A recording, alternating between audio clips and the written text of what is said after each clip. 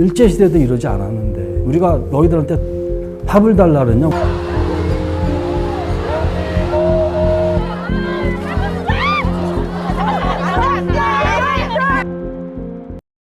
안녕하십니까. 간찬일과 영화감보의 간찬일입니다. 안녕하세요. 이민혜입니다. 반갑습니다. 네, 간찬일과 영화감보에서는 뭐 극영화건 다큐멘터리건 아주 의미 있는 한국의 저예산 독립영화를 중심으로 그동안 소개해 왔는데, 오늘 그 짚을 영화는 그 의미에서 아주 역사적이라고 해도 과언이 아닐 정도의 아주 중요한 다큐, 양지뜸의 감독님 김상패 감독을 모셨습니다. 안녕하세요. 양지뜸을 연출한 김상패입니다. 네, 이렇게 뵈니까 좀 이렇게 나이가 지긋이 들어 보이시죠? 네. 보니까 이 영화로 작년 그 DMZ 영화제에서 신인감수상을 받으셨다는데, 제가 사진을 확인해 보니까 저랑 동갑이에요. 네, 61년 소띠. 그래서 얼마나 반가운지. 예? 이 영화를 보고서 좋아하게 됐는데, 네. 동갑이라는 이유로 더 좋아하게 될 것 같아요. 그 사실 이제 저는 공사구분이 제 인생의 중요한 모토 중에 하나인데, 이 영화는 공사구분하기가 좀 어렵지 않을까 이런 생각을 해봅니다. 이 영화는 다큐로서 공적인 성격을 띠는, 왜냐하면 사드 문제를 이제 소송리에 가서 짚는 네. 그런 영화인데도 불구하고 이 영화를 만드는 스타일에서는 굉장히 사적으로 흘러서 굉장히 흥미진한 다큐다. 사실 저는 너무 죄송하지만 먹고 살기 바빠가지고 이번 영화를 보면서 사드가 뭔지 처음 알게 됐고, 그래요? 그걸 보면서 오히려 반성을 했던 게 이 정도로 내가 이렇게 사회나 흘러가는 정치 관심을 안 뒀구나라는 생각도 했었고요. 그 영화를 보면서 만약에 우리 집 뒤에 그렇게 생긴다고 했을 때 나는 과연 어떻게 했을까, 어떨까라는 것까지 생각을 더 깊이 해보게 되었던 것 같습니다. 우리 저 김 감독께서 이미 보람을 느낄 것 같습니다. 어? 우리 같은 세대만이 아니라 이렇게 자식 세대가 이 영화를 보면서 그러한 어떤 반성 같은 거를 느낀다면은 벌써 이 영화에 대한 아주 좀 핵심을 잘 전달한 것 같은데, 그래도 간단하게 이 영화가 어떤 영화인지 네. 소개하고 이제 우리 감독님한테 말문을. 직접 살면서 들려주는 그곳의 진짜 이야기. 평범한 시골 마을이 변해가는 7년을 렌즈에 담았고, 이를 위해 소성리의 터전을 잡고 주민들과 3년을 같이 숨쉬고 일상을 나누며 치열하게 담아낸 기록 영화. 김상패 감독님의 사드 투쟁기 영화 양지뜸입니다. 2017년 사드 배치로 모든 게 엉망이 되어버린 경상북도 성주군 소성리. 성주 사람들조차 어디에 있는지 모를 만큼 작고 평화로운 마을에 경찰이 진을 치고 미군의 헬기가 마을 상공을 지나다닙니다. 그냥 평범하게 내가 먹을 거 농사 짓고 나물 뜯어먹고 그렇게 다시 살고 싶다는 희망과 아들, 딸, 손주들에게 이 아픔을 물려주고 싶지 않아 자신들의 마지막까지 힘을 쥐어짜 싸운다는 그들. 점차 살아갈 날이 얼마 남지 않았기에 더욱 속상해하시는 모습과 점점 잊혀진 듯한 사드. 그들의 평화에 대한 싸움을 기록한 영화 양지뜸입니다. 21세기 한국 독립영화 다큐멘터리 역사에 남을 굵직한 현장 각인 영화 사드에 관한 다큐인데요. 이 영화로 DMZ 국제 다큐멘터리 영화제에서 특별상 신인 감독상을 수상하게 되었습니다.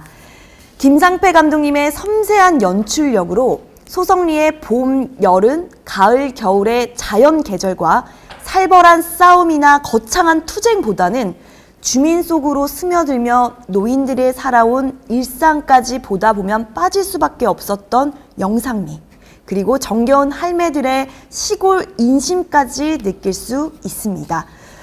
영화 양지뜸은 화제성을 위한 작품이 아니라 많은 이들에게 이야기를 전하고 알리고 싶은 것이 영화의 완성의 이유라고 하는데요.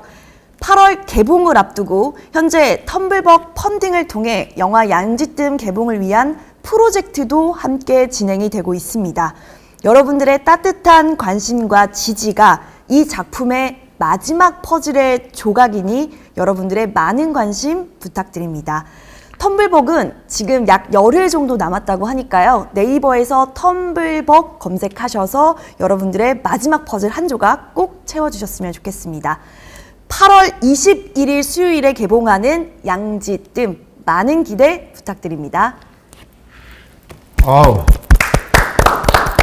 제가 이 영화를 보고 이 영화에 대해서 할 말이 저도 많은데, 민희 씨 소개하는 걸 들으면서 이게 벅차오르네. 뭉클뭉클하네요. 이거 어디서 참고한 거고 어디서 베낀 거예요? 이렇게 내가 볼 때 혼자서 다 쓴 것 같지는 않고. 혼자 썼습니다. 혼자 썼어? 저 밤샜습니다. 최고다. 아마 저 김성회 감독도 이 정도 소개 더 이상 우리 못해. 둘이 이거 못해. 지금 핵심이 다 나왔어요. 스며들다. 죽이잖아. 나 사실은 지금 당하고 있어. 왜냐면 나는 이런 말 안 하려고 했는데 섬세한 연출력, 스며들다, 거기다 인심까지. 그러니까 제가 사실은 이 영화에서 가장 뭉클한 게 그 인심이거든요. 그 동시에 나오는 대목에서 제가 진짜 뭉클했어요. 거기 나오잖아. 그 자식하고 살 수도 있는데 네. 외로울까봐. 저는 이 대목에서 정말 뭉클했는데 오늘 소개에서 다 그냥 해버렸어. 제가 지금 흥분할 때 지금 사실 빠졌어. 그만할까요, 그러면? 우리 그냥 정리해요. 그냥 이걸로 끝내도 될 것 같아. 안녕히 계세요, 여러분. 가지고 오셨으니까 이제 인사하시고 네. 한번 이 영화에 대해서 이제 쭉 한번 풀어보세요. 와서 어떤 이야기를 할까 제일 먼저 할 거에 대한 거는 이 영화를 내가 왜 만들었느냐. 네. 저는 요즘 같이 진보니 보수니 좌나 우니 이런 그런 다큐멘터들이 많이 나오고 있습니다. 근데 사실은 저는 그런 의미에서 이 영화를 만든 건 아닙니다. 좌고 우고 간에 산골 시골 마을 여기 한 80명 살거든요. 이분들이 어떻게 그 일상이 무너져 갔는지 사드라는 괴물 이 무기가 그 미군의 무기가 와서 마을을 어떻게 공동체를 무너뜨리고 또 이분들이 어떤 마음으로 싸워왔는지에 대한 이야기를 영화가 끝나고 나서 지나가 보면서 한 번쯤은 내가 보수든 진보든 과연 이게 우리 할머니 나의 가족한테도 이게 있을 때는 어떻게 나는 어떤 마음이 들까 한번 보면서 그런 마음으로 실제로 제가 거기서 살면서 몇 년 동안 살면서 했기 때문에 관객들이 아마 그런 면에서는 다른 다큐와 좀 차별화되지 않을까 그래서 그런 부분에 집중되도록 좀 만들었으면 해서 하게 됐습니다. 그래서. 이 영화를 보는 이제 많은 분들 중에 그냥 사드라고 들었지 사드가 뭔지 모르는 사람들이 대다수일 거예요. 네. 그래서 사드에 대한 조금 더 전문적인 정보가 필요하지 않을까. 사드의 약자가 네. 어렵고 네. 이렇게 고고도 정말 네, 레이다 네, 네. 무기체계 이렇게 얘기하시면 일반인들도 그렇고 저도 그렇고 굉장히 외우기도 힘들었어요. 네. 다만 쉽게 얘기하면은 북에서 고고도 그러니까 고층으로 해가지고서 미사일을 쌓아 올려서 우리나라를 폭격을 할 때 이걸 맞춰서 중간에서 공중에서 이거 폭파시킨다는 개념이에요. 근데 그건 이제 폭파하기 위해서는 뭐가 있으면 레이더가 있어야 되죠. 이 부대에서. 그 레이더 자체로 해서 이거를 탐지를 한다는 겁니다. 근데 이 레이더가 그냥 이 북쪽을 겨냥한 게 아니고 실질적으로는 이게 중국 내부까지 굉장히 먼 거리까지 볼 수 있는 거예요. 그러니까 중국이 그래서 이거를 굉장히 반발을 하고 있는 거죠. 우리들을 탐지하려는 거지 이걸 견제하려는 게 아니다. 이제 그런 겁니다. 실질적으로는 저도 이번에 알았는데 우리가 예를 들어서 미사일을 쏘아 올리면 이렇게 올라와서 이렇게 떨어지잖아요. 그럼 여기서 이렇게 맞춘다는 거예요. 네. 예? 그러니까 이론상으로 이렇게 올라오고 이렇게 맞춘다는 거죠. 이 떨어지는 그 중국이 여기서 한다는 거예요. 근데 이게 올라가서 이게 떨어질 때 있잖아요. 그 똑같이 포물선을 그리는 게 아니고 자기 멋대로 합니다. 맞출 수가 없다는 거죠. 이론적으로. 어느 날 제가 그 안에서 촬영을 하면서 할머니들이 경찰 공권력하고 핍박을 당하는 거를 촬영을 해서 보여드렸는데 너무 많이 우시는 거예요. 그러니까 실제로 내가 공권력에 들려나갔던 것보다도 영상을 보면서 또 트라우마가 더 생깁니다. 원래 그런 공권력 같은 경우는 한 번 하면 면역이 생기는 게 아니고 점점 더 무서워지는 거예요. 그러니까 보면 볼수록 무서워집니다.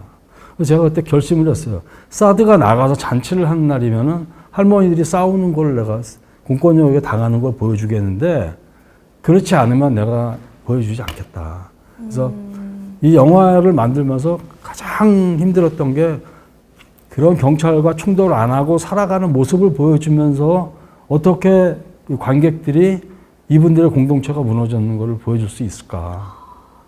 그러니까 어떤 모습을 보여줘야. 그래서 제 생각에는 농사 짓고 밥 먹고, 농사 짓고 밥 먹고, 반복되는 일상이 평화라는 것들을 보여주면서, 그런데 이런 그 사드라는 괴물이 들어왔을 때 얼마나 충격적일까. 그걸 그렇게 이제 연출을 하려고 저는 이제 방향을 잡고 했죠. 그래서 지금 뭐 일상 평화, 네. 제가 볼 때 이 영화를 규정짓는 두 개념일 겁니다. 그 일상을 통해서 그 어떻게 해서 그 평화가 이렇게 결국엔 깨졌나. 그런데 제가 이 다큐를 보면서 사실 굉장히 놀란 건 연출 자체를 굉장히 평화적으로 했다라는 거예요. 네. 원래 이런 류의 다큐는 기본적으로 전투적으로 갈 수밖에 없어요. 이 소재 자체가. 그리고 굉장히 자극적으로 갑니다. 그러면서 심지어는 선정적으로 가기까지도 합니다. 근데 이 영화는 그러지 않으려고 감독이 그냥 애를 쓰는 게 보여서 저는 사실은 그게 뭉클했어요. 그래서 저는요, 엉뚱하게도 이 영화를 보면서 누구를 떠올렸냐면요, 동경 이야기의 오주야수지를 떠올렸습니다.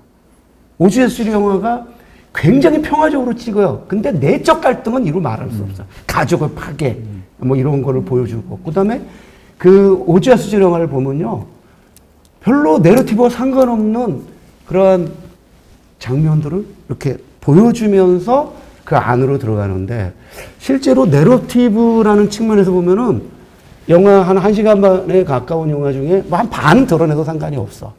그런 거를 무심코 저는 그 무심함이 굉장히 승화된 무심함이에요. 물론 거기서 이제 3년을 지내면서 본인이 거기 안에 이제 그 인물들과 동일화됐기 때문에 가능하지만 그 평정심을 어떻게 유지할 수 있었습니까? DMZ 영화제 프로그래머가 이 영화에 대한 평을 써주셨는데 오가 신스케라는 정말 전설적인 다큐멘터리 감독이 있어요. 그분이 가족과 다 헤어져 가지고서 스태프들과 함께 마을에 들어가서 농사를 지면서 투쟁을 합니다. 7편의 작품을 만듭니다. 가장 대표적인 게 산리스케 여름이라고, 대표적인 게 이제 망원 렌즈를 안 쓰는 거예요. 공권력과 충돌을 할 때 감독이 예를 들어서 경찰편에서 주민들을 찍을 수 있잖아요. 원래 그렇게 찍습니다. 그잖아요. 주민들의 모습을 보여줘야 되니까 거꾸로 주민들 쪽에 서서 경찰한테 맞아가면서 찍은, 그게 오가의 유명한 앵글입니다. 제가 다큐멘터리를 배우면서 그 얘기를 듣고 너무 감동을 받았고요. 근데 제가 그렇게 따라가려고 그런 건 아닌데, 여튼 저는 그런 생각은 했어요. 내가 끝까지 이 마을에서 버티면서 사드가 나갈 때까지 버틸 수는 있겠다. 할머니들이 그동안 우리가 무식해도 뭔진 다 안다, TV에서. 평화가 딴 게 있느냐? 편한 게 평화다. 그냥 사드만 갖고 나가라. 일제시대도 이러지 않았는데 우리가 너희들한테 밥을 달라 그랬냐, 뭐를 달라 그랬냐. 그런 모습을 보면서 저도 동화돼서 주민화가 돼요. 처음에 말씀드렸지만 좌나 우나 이런 거 아닙니다. 또 사드를 몰라도 됩니다. 다만 이 영화를 안 보셔도 이게 오늘 이 내용을 보시면서 그런 일이 있었어. 그 마을에 이런 일이 있었어. 한 번쯤 돌아보는 그런 계기만 된다 그러면은 이 영화가 주는 의미가 있지 않나, 저는 생각이 듭니다. 그럼에도 불구하고 이 영화는 좌우를 떠나서 본인이 갖고 있는 어떤 이데올로기에 의해서 좌우될 수밖에 없는 영화일 거예요. 그래서 이 영화를 수용적으로 받아들일지, 이 영화에 대해서 비판하고 비난하면서 뭐 받아들일지는 이제 보는 사람들의 몫일 텐데, 사실 저는 아까도 말씀드렸듯이 이 영화만큼 식구의 의미, 이 영화에 참 먹는 장면이 많이 나와요. 맞아요. 근데 우리 요즘은 이제 꼭 피로 맺어진 가족만이 아니고 유사 가족이 굉장히 중요한데, 가장 중요한 게 같이 먹는 거예요. 식구. 그게 식구예요. 요즘은 이제 식구 개념 자체가 그렇죠. 해체돼 버렸긴 했는데, 그거를 그냥 여러 말이 필요 없고 계속 먹는 장면을 통해서, 그리고 챙겨주잖아. 그래서 인심이, 아까 인심이라는 단어가 기가 막히다는 게 이거만큼, 그러니까 가진 것이 아무것도 없어. 그냥 그런데도 불구하고 나눠 먹고, 거기 저기 2022년 6월 9일 돌아가시는 봉정할배의 맞아요. 10,000원 꺼내주고 이거 내가 받아도 되나 그래서 내가 야, 이건 뭐지? 정말 그런 점에서 식구와 인심의 의미를 이거보다 잘 보여주는 뭐 장르 떠나서 영화는 좀 흔치 않을 거다. 맞아요. 그래서 굉장히 큰 감동을 받았는데 제가 저 의도하게 되더라고요. 한 20테라 정도를 제가 촬영을 했어요. 그 중에 어떤 걸 고를 거냐 이제 저의 몫이겠죠. 근데 보는데 이 영화 보고 나서 대부분의 분들은 배가 고프다 얘기하시더라고요. 영화에서 계속 먹는 게 많이 나오는데 더 많이 들어가요. 말고도 동짓날 팥죽 먹고 뭐 이게 지금 그 윷놀이 하는 장면이 있는데 그때가 이제 정월 대보름 때 같이 하는 거거든요. 뭐 부스러워. 설날에 떡국 먹고 여러 가지가 있습니다. 추석 때 송편 빚으면서 먹고 정말 많은데 그렇게만 이야기가 돼도 이야기가 서사가 꾸며질 수 있는 내용들인데 제가 처음에 촬영을 하러 가서 카메라를 놓고 섣불리 못 다가가잖아요. 카메라를 놓고 새벽에 제가 나가서 하는데 굉장히 좀 손사래를 치시는 거예요. 알고 봤더니 내 집에 온 손님한테 대접을 해야 된다는 거, 먹을 거를. 일본 할머니들은 그게 이제 미덕이라 예전에 없던 시절에. 근데 줄 게 없다. 그러니까 서울에서 온 감독이 저 서울 도시에서 살던 사람한테 우리가 먹는 거 주면은 먹겠느냐. 미안해서 그랬다. 나중에 이제 친해지고 나니까 그런 말씀을 하시는 거예요. 영화에도 그런 게 나오잖아요. 뭐 들깨를 이렇게 딴 사람한테 얘기하지 말라고. 네. 그런 얘기들 하고 이제 제가 농사 질 때 얘기 안 했는데 다음날 다 낯들고 다 나타나세요. 새벽에 할머니들끼리 이제 전화해서 내일 나온나, 감독 뭐 한댄다, 마늘 심는댄다, 다 나와서 다 해주세요. 와. 그러니까 제가 떠날 때도 너무 힘들었죠. 그러셨을 것 같아요. 그러면 이게 연출 개입 없이 그냥 벌어지는 거를 네. 찍어낸 거잖아요. 그렇죠? 네, 그렇죠. 그런 점에서 이제 우리가 그 다큐의 이제 역사를 보면은 네. 그 제일 유명한 게 이제 그 네오리얼리즘 같은 식의 기법인데 그거는 연출을 막 합니다. 반면에 이제 우리가 그 이후에 프랑스를 중심으로 펼쳐지는 뭐 시네마 베리테, 다이렉트 시네마 같은 경우 그 연출을 하지 않고 있는 그대로 담아내는 그래서 어떤 경우들은 저거 연출인가 실제인가를 고민하게 되는데 뭐 사실은 존 그리어슨 같은 위대한 다큐멘터리 아버지도 어떤 순간들은 연출을 하거든요. 네. 그런 점에서 이 다큐가 갖는 의미가 그게 바로 그 진정성이 그대로 전달된다는 점에서 참 굉장히 강렬한 인상을 제가 받았어요. 그러니까 네. 이제 뭐 제가 그 어떤 리얼리즘을 추구하는 그런 감독은 아니에요. 그러나 제가 어찌됐건 연출을 하지 않은 장면들이에요. 그렇지만 이미 연출이 된 거죠. 그렇죠. 감독이 그걸 고르는 순간 이미 그건 연출이 되는 거니까 저는 그러니까. 근데 정말 저 성격이 좀 급하고 그래가지고서 카메라를 놓고 또 마냥 기다렸던 것도 아니고. 근데 거기서 워낙 오랜 시간 동안 있었고 그런 것들이 왜 다른 다큐멘터리 오랫동안 찍으면은 이 사람들이 이 카메라를 의식을 못 하거든요. 그냥 나오게 되는 거죠. 공권력과의 투쟁 이런 거보다도 그런 것들이 참 많았어요. 그래서 더 넣고 싶은데 뭐 어쨌든 시간 제약 제가 90분은 절대 안 넘는다 해가지고 89분으로 만들었거든요. 그러니까 처음에 편집을 했을 때는 6시간 반짜리가 나왔어요. 그게 이제 줄이고 2시간 반에서 제가 못 줄일 때 마지막을 우리 조 감독이 편집을 같이 했는데 이제 과감하게 이제 비켜봐라. 이거 이제 다 이제 걷어내고 이제 이렇게. 뭐 이제 89분으로 극장 개봉하지만 나중에 기회가 되면 또 요즘은 뭐 시대가 시대이니만큼 6시간 반짜리 또 감독판 디렉션 스타트 우리가 다운로드를 통해서든 OTT를 통해서든 볼 수 있기를 사실 개인적으로 기대를 좀 하고요. 왜냐하면 이런 다큐는 무엇보다 기록적 가치가 의미가 있잖아요. 맞아요. 왜냐하면 그 찍은 거는 뭐 수백 수천 시간의 분량에서 이제 드러내는 건데 어떻게 보면은 이런 류의 다큐가 지향하기 쉬운 그런 전투성을 배제하면서 일상성과 평화성으로 이를 밀어간 감독의 뚝심에 저는 사실은 굉장히 갈채를 좀 보내고 싶고 또 다른 제목의 가능성도 있었을 텐데 최종적으로 양지뜸. 양지뜸은 이제 제가 80년대 아다시피 전원일기라고 굉장히 그 했던 거기에 거기 나오는 게 양진 마을이거든요. 이게 양진말 또 양지뜸 이런 게 동네마다 있는 햇볕이 가장 잘 드는 동네. 거기가 양지뜸이에요. 마을에 가는 앞에고. 제목이 마음에 들었고요. 처음에는 이제 여러 가지 버전이 있었는데 그 중에 하나 아쉬운 게 이제 변명이라는 버전이 있어요. 대부분의 다큐멘터리 중에서 자식들이 부모에 대한 이야기를 하는 다큐멘터리는 많아요. 근데 저는 이제 거꾸로 제가 서울에 살다가 집에서 나와서 이곳에 와서 가족과 헤어지고 와서 이곳에서 살면서 했거든요. 왜 내가 이곳에 내려와서 살면서 이 영화를 만드는지 제가 아이가 셋이거든요. 세 아이한테 하는 변명의 이야기입니다. 이게 어쨌든 사적 다큐예요. 세 아이한테 제 이야기를 하고 그럴 때 제 개인사를 다 나와야 되잖아요. 어느 순간에 제가 그 얘기를 못하는 거예요. 너무 이제 저 치부가 다 드러나는 이런 것들에서 진행이 안 돼요. 그러니까 그 당시에 이제 거의 이제 PD 역할을 해주던 감독이 형 이건 안 되겠다. 더 이상 형은 못할 것 같다. 다른 버전으로 해야겠다. 그래서 다시 또 2년 또가 이 버전 양지뜸 버전으로 바꿔서 이제 하게 된 거죠.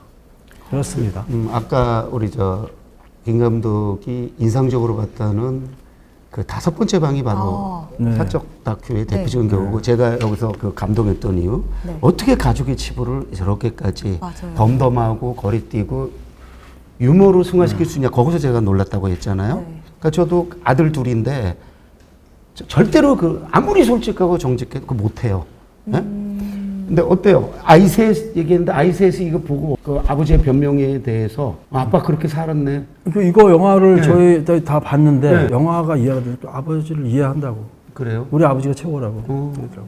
또 이제 제가 삼형제 중에 막내인데 저희 형들이 왜 너가 이렇게 미친 짓 하고 지방으로 다니면서 그랬는지 이해한다고. 또 하나 사주더라고요. 감독으로서는 진짜 엄청난 보람이에요. 왜냐하면 이 다큐가 띄고 있는 제가 초반에 말했습니다만은 공공성과 그 어떤 사적 성격. 그러니까 기본적으로 인간의 삶, 사회가 아무리 공공적이어도 거기에는 어떤 사적인 성격이 개입될 수밖에 없는데 그것이 아주 잘 조화된. 그래서 어떤 경우는 그거를 만약에 서브 플롯식으로 읽어낸다면은 이 영화를 완벽한 또 사적 다큐를 읽어내는 사람도 있을 수 있어요. 이 글씨 자체도 소성리에 연대에 와서 사는 주민이 있어요. 이 여성분이 쓴 건데 저 양지뜸이라는 글씨를 저걸 써서 얼마 드려야 되냐 했더니 그런 소리 하지 말아라. 여참해서 고맙고 모든 분들이 도와주셔가지고서 영화가 나왔습니다. 그래서 그런 점에서 이 영화가 갖고 있는 어떤 따뜻함 같은 게 굉장히 아까 일상과 평화를 통해서 잘 전달된다는 느낌이 들었고, 그 내레이션의 어떤 궁금함, 일부러 서툴게 한 것도 인정은 해요. 그런데 그 본인이 직접 한 거는 그냥 그 다큐의 진정성 때문입니까? 왜냐면은 조금 더 많은 대중을 만나기 위해서 좀 더 프로페셔널한 누구한테 그 내레이션을 사실은 맡길 수도 있었을 텐데 직접 한 것은 뭐 제작비의 문제하고 그다음에 이제 진정성 이런 거겠지만 좀 더 부연해 듣고 싶고. 첫 번째는 무료로 해준 사람을 못 만났고요. 저를 미리 만났으면 제가 해드렸을 텐데. 그리고 연결을 시켰을 텐데. 두 번째는 저의 목소리에 자신이 있었고요. 근데 세 번째는 이제 진정성이죠. 그렇죠. 제가 하는 게. 근데 목소리 별로 이렇게 썩 좋지 않았어요. 죄송합니다. 그래서 다음번에는 제가 무료로 그때 연락 주시면 제가 연결합니다. 재밌어야 되니까 저도 했는데 제가 착각을 했던 게 이제 개성고 학생들이 청개바람이 되어라는 노래를 부르면서 그때 제가 나레이션을 했는데 주위에서 저보고 너무 잘한다는 거예요. 착각을 했죠. 그래서 이번에 제가 맞아요. 솔직히 할게 이거 착각이에요. 왜냐면 내레이션이 조금 더 좋았더라면 하는 바람이 있어요. 왜 그러냐면은 진정성은 좋은데 제가 늘 요즘 신경 쓰는 문제예요. 만들어서 확산을 시켜야 되잖아요. 그러면 거기서 효과를 생각해야 돼요. 진정성이 무엇보다 중요한 건 알지만 이 다큐를 한 명이라도 더 보게 하려면은 내레이션을 누구라는 걸 내세워가지고 수십, 수백, 수천 명을 보게 할 수 있는데 그런 아쉬움이 좀 있었고요. 이 영화가 엔딩이 참 좋았던 건 양지뜸도 소개하는 것도 좋았는데 음악을 안 쓰잖아요. 근데 마지막에 굉장히 서정적인 음악으로 쫙 이렇게. 맞아요. 그 아빠스 키아로스타미 그 유명한 이란의 거장인 아빠스 키아로스타미가 영화를 그런 식으로 만들거든요. 음악 안 써요.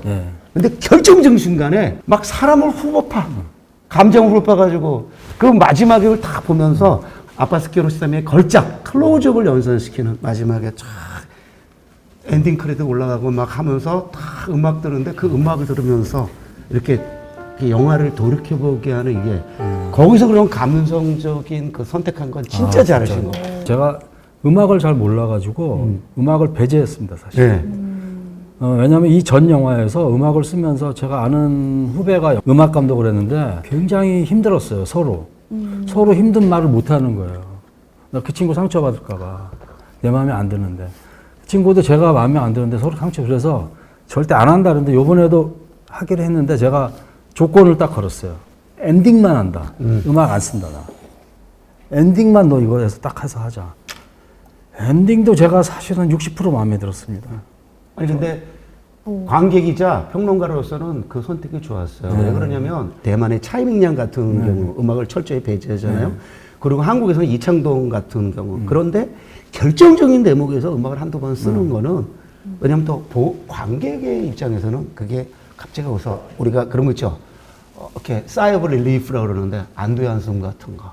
음악 좀 나오면 좋겠는데. 근데 한번 쫙 엔딩에서 되게 좋았고요. 60%라고 했지만은 그 영화를 보는 사람한테는 거의 8, 90%로 아마 작용을 할 거라고 보고 있습니다. 감독, 내가 돈도 별로 못 줬는데 좀 더 줘야겠네. 아니, 안 줘도 돼요. 안 줘도 되고요.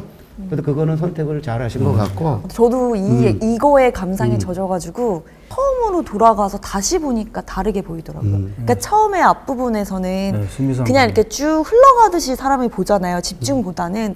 그러면서 서서히 집중이 되고 빠지면서 하나씩 하나씩 보다가 끝나고 난 다음에 마지막에 하고 다시 처음으로 가서 보니까 처음에 이제 그 봉정할매한테 뭐 할아버지는 꿈에 자주 나오세요가 연결이 되는 거예요. 그래서 거기서부터 다시 처음부터 쭉 보는데 아 이게 언제고 이때 찍었고 이게 과거고 이게 현재고 이런 것들이 한 번 봤을 때 안 보였던 것들이 두 번째 보니까 그게 보이기 시작하면서 다르게 보이면서 감정이 되게 더 울컥울컥해지더라고요. 감독들이 제일 원하는 관객입니다. 그러니까 저도 이민혜. 관객이 영화를 꼭 두 번씩 봐주셨으면 좋겠어요. 그래서 그렇게 해서 재미없네요. 아니에요. 기본적으로 우리 여기서도 많이 얘기했습니다. 그 우리 영화 역사의 가장 위대한 영화광이 누구냐면 프랑스 트리포예요. 프랑스 트리포 감독이 영화를 사랑하는 첫 번째 방식이 같은 영화를 두 번 보는 거다. 그리고 두 번째가 영화에 있어서 글을 쓰는 거다. 세 번째가 영화를 만드는 거다. 그거를 실천하고 40대 죽은 사람이에요. 트리포 감독. 네, 그렇죠. 프랑스 트리포 감독이잖아요. 그리고 그 유명한 일본의 하루키마저도 자기 소설을 두 번 이상씩 읽어주길 늘 말했고. 그때 제가 버닝의 원작이라는 것도 대여섯 번 읽었는데 기본적으로 영화나 소설이나 도서관식 읽으면 최고예요. 그래서 오늘 홈런 막 지금 막 날리네. 아, 저는 이제 너무 감사드리고요. 거기 보면은 맛있는 것들이 너무 많더라고요. 메밀묵도 나오고 그리고 나 두부. 두부. 진짜 이렇게 손으로 참외? 가서 참외 참외장아찌 빠져 살거든. 저도요. 참외장아찌 너무 좋아하는데 그리고 막 거기서도 갱식이 아세요? 응. 아세요? 어떻게 아세요? 그냥 아는 척 하는 거야. 모르실 거예요? 갱식이 어떻게 알아요? 갱식이가 경상북도 그 토종 음식이에요. 전통 거기 지역이 먹는 음식인데 그 동네에 사시는 분들만 알거든요. 갱식이라고. 갱식이가 어떤 게 들어가냐면요. 이제 겨울 음식이 뜨거울 때 이제 그 우리 처음 왜 김치국 있잖아요. 김치국처럼 그 안에 특이한 게 우리가 수제비도 넣는데 고구마가 들어갑니다. 우리가 국에 어떻게 이런 죽 같은 거에 고구마가 이걸 어떻게 먹지? 고구마 이렇게 크게 이렇게 클로즈업해서 보여주는 게 있는데 그거 넣는 거. 아니 그건 아닙니다. 죽에 약간 그러니까 우리 전 선생님 같은 경우는 꿀꿀이죽 생각하면 돼요. 맞아. 꿀꿀이죽. 어릴 때 근데 그게 내가 그래서 나 안 먹겠다 그랬는데 딱 먹어봤는데 콩나물 넣고 막. 맞아. 지금도 좋아해요 그런 거. 너무 맛있어요. 네. 갱식이 중에 지금도 그립고 그쵸. 그렇습니다. 뭐 분회장님이 해주는 여러 가지 뭐 두부도 있고 여러 가지도 있지만은 갱식이가 얘기해서 갱식이 얘기를 하시니까 너무 깜짝 놀랐어요. 울산여기 때문에 알아요. 저희 외할머니가 경북 사람이셔가지고 그러니까 울산. 그래서 저는 양지뜸이 영화가 외할머니 집에 89분 동안 있다가 온 것 같은 느낌이었고 할머니 집 오케이. 동네에 이런 일이 있을 때 어떻게 해야 되지? 약간 이런 쪽으로 더 생각을 했던 것 같아요. 할머니 한 분 한 분이 진짜 저희 외할머니랑 대화하는 것 같았고 사투리가 다 억양이 세시잖아요. 다 알아들으셨어요? 그럼. 진짜요? 아니 사실은 3분의 1밖에 못 알아요. 그런데 전혀 문제가 안 돼. 자막을 맞아요. 했잖아요. 그래서 아니, 맞아, 3분의 1이면 진짜 내가 많이 보는 알아. 데는 자막이 없었어요. 없었어요. 그 스크린에는. 근데 전혀 문제가 안 되는 게 흐름으로 봤으니까. 맞아요. 그리고 저기서 특히 그 우리 봉종할배 말하는 거는 진짜 거의 못 알아들었지만 저분이 무슨 말을 하는지 마음으로 읽었기 때문에 저는 문제가 되지 않았습니다. 텔레파시. 갱식이 갱식이 꼭 배웠습니다. 한번 드셔보세요. 작년에 신인 감독상을 받았는데 네. 이분이 이제 뭐 몇 살까지 사실지는 모르지만은 계속적으로 영화를 저기 클린트 이스트우드나 켄 로치 감독처럼 80, 90, 100세 될 때까지 영화를 계속 만들 수 있기를 기대하고 제가 옆에서 동갑내기로서 힘을 보태겠습니다. 그럼 악수 한번 하시죠. 아 이거는 뭐 일단 악수를 일단 하면 되고 진짜 너무 감사드리고요. 네. 동갑내기 이거는 진짜 마음에 안 듭니다. 뭐 저보다 혹시 뭐 젊다고 생각하는지 모르고 아니 그건 아니고 그렇게 이제 보이지 않아요. 뭐. 이게 그러니까 제가 아마 뭐 한 12살 어린 선배로 그러니까 제가 뭐 어려 보인다 그런 개념이 아니고 네. 이게 자꾸 나이 얘기를 하면 진짜 꼰대들이 나이 얘기를 하잖아요. 여러분 봤는데 그거는 그런데요. 이게 저 사람- 젊은 분들이 좀 봐줘야 되니까 네, 살아보니까 생물학적 나이는 모르지만 우리 심정적 나이가 저 마지막 하나 더 오케이, 질문 오케이. 있습니다. 근데 지금 계속 뭔가를 이렇게 가방처럼 뭔가 가지고 계시는 것 같은데 의상이랑 뭔가 약간 조금 더 튀는 것 같거든요. 혹시 이거 가방 이거는 이제 오늘 촬영한다고 오늘 제가 센스 일부러 있네. 가져왔는데 여기 영화에 나오는 저분이 이제 도금연 네. 할머니인데 이제 봉정할매, 봉정댁이에요. 네. 거기 이제 거기 이제 태코를 불러요. 그 지역에서 원래 살던 운에서 봉정댁, 봉정할매라 그러는데 저분이 소송리에 관련된 영화가 3편의 영화거든요. 이번 다큐멘터리가 네. 맨 처음에 2016년도 나왔던 그 파란 나비 파란 나비 효과라는 효과. 거. 그다음 이제 저가 들어가면서 같이 했던 그 소송리라는 영화가 네. 있는데 거기 주인공이에요. 그러니까 이 영화에서도 주인공인데 할아버지의 부인이시죠. 돌아가신 봉정할배. 이 할머니가 저한테 이게 그 핸드폰 넣는 적인데 이걸 저한테 선물하셨어요. 와우. 직접 이거 따셔가지고요. 직접 하지는 않으셨고 할머니가 이게 받으신 것 같은데 이거 네가 가져가서 간직할래 그래서 간직했어요. 그래서 뭐 다른 분들도 마찬가지고 봉정할매나 봉정할배 생각하면 굉장히 감정이 올라오고 그러는데 이 할머니가 이번에 그 재판을 경찰한테 88살 먹은 할머니가 미군 차량 들어가는 걸 막았다고 다른 분들하고 같이 해서 재판을 받고 벌금을 받게 됐어요. 그러니까 그런 세상입니다. 그런 얘기를 하니까.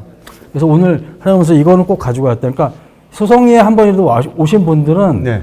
봉정할매를 아세요. 워낙 캐릭터가 딱 보면은 여러분이 보시면 그 둘리에 나오는 마이클 있죠? 마이클 같은 느낌이에요. 근데 적재적소에 경찰한테 꾸짖고 적재적소에 우시고 적재적소에 저항하고 그리고 우리들을 안아주시고 그럼 이 영화에 보시면 아마 더 소송리로 가야겠다 하면 아마 이 할머니의 모습을 보고 더 많은 생각이 들 겁니다. 그래서 이제 갖고 나왔어요. 그렇게 의미가 있으셨던 거구나. 네. 근데 저도 아주, 봉정 할머니 내가 어떻게 힘들게 살았는지 아니라고 이렇게 네, 그렇죠. 소리를 처음으로 표현을 하실 때 저도 그 장면 보면서 울었거든요. 네, 맞습니다. 이 한이랑 이 깊이가 그동안에 쌓여 있었던 게 딱 터진다고 했을 때 진짜 그 느낌이 너무 슬퍼서 보는 내내 울었습니다. 네. 뭐 제가 볼 때 오늘 우리가 한 것 중에 상당 부분은 잘릴 거라고 보지만 자 이것으로 마무리해야 될 것 같습니다. 양지뜸 놓치기 아까운 문제적 다큐입니다. 김상패 감독과 함께한 시간이었습니다. 고맙습니다. 인사하시죠. 고맙습니다. 감사합니다. 안녕하세요. 양지뜸을 연출한 김상패입니다. 양지뜸은 소송리에서의 7년 동안의 사드반대 투쟁을 한 주민들의 일상, 특히 할머니들의 이야기를 기록한 영화입니다. 저는 소송리에서 3년 동안 주민들과 함께 살며 생활을 하였습니다. 그곳에서 보고 느낀 이야기들을 7년 동안 영화를 만들게 되었습니다. 8월 21일 양지뜸은 개봉을 하게 되었는데 개봉 지원을 위한 텀블벅을 진행하고 있습니다. 여러분의 많은 지원과 격려, 응원 부탁드리겠습니다. 감사합니다.